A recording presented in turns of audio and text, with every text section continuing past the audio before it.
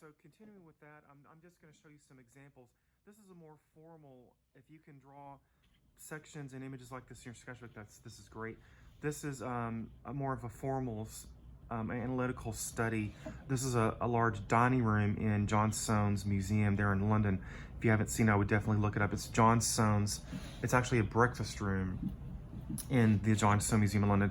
So of course this is a large plan of the dining room, and John Soane does wonderful layered walls. You can see there's so many different thicknesses. I'm not looking for something this complex, but of course this is, the walls are tapered around the window. There's a fireplace here.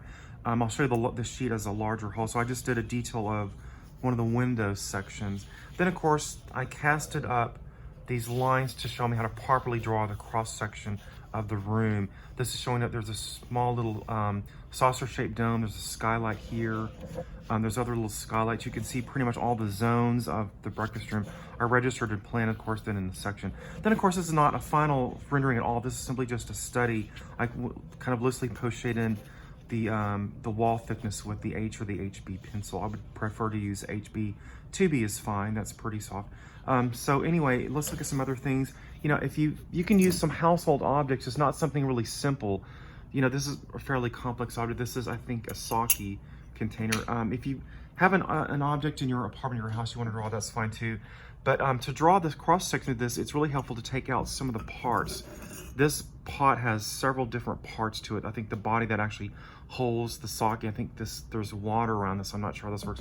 But anyway, if I were to draw a cross section through this thing, then, you know, I would have to imagine a cutting plane line, if you can see this, through the center of this. Then of course I'd take this thing out. So really to draw this, I need to take the parts out. You can see both of these things together.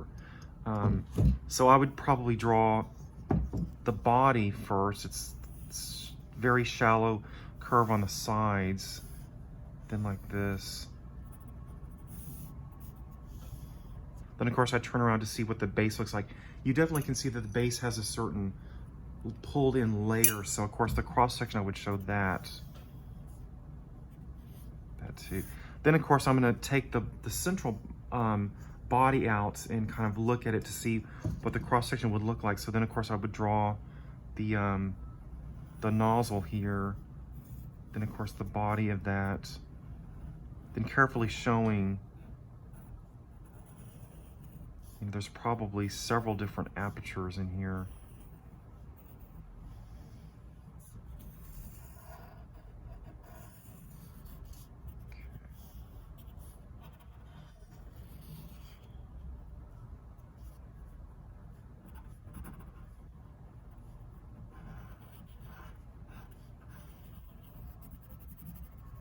Then I would go back in and shade in the cross section like this. You know, obviously this is probably a metal that's poured into a mold to make these shapes. So the wall thicknesses are going to be probably varying different thicknesses. I think I would go back in and, you know, nicely shade in just the cross section like that.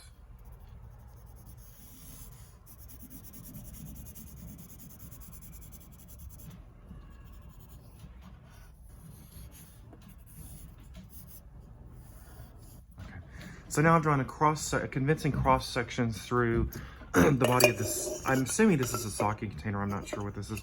But anyway, then of course I probably would, you'll be able to see the hinges and the handle drawn much further beyond lightly in the cross section. So like that.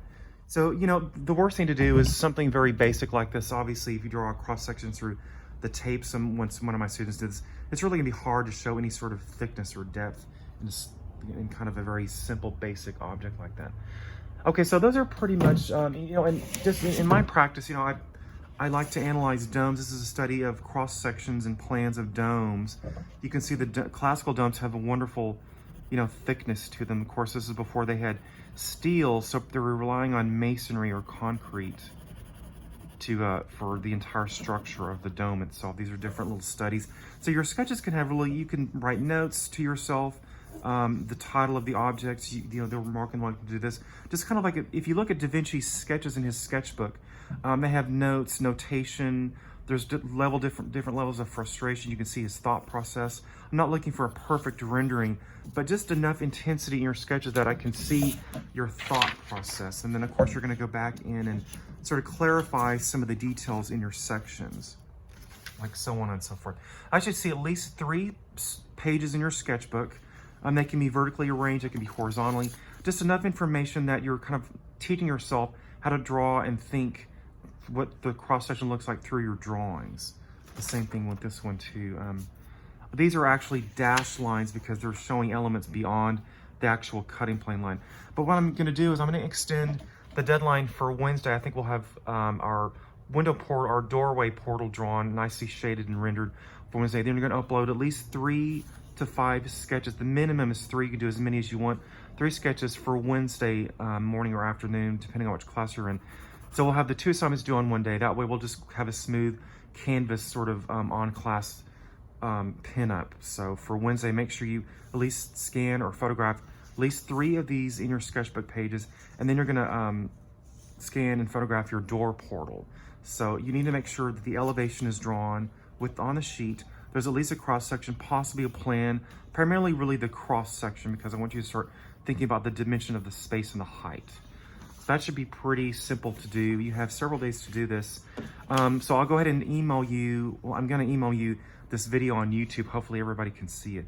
And I'll look forward to see your beautiful drawings on Wednesday. Thanks again.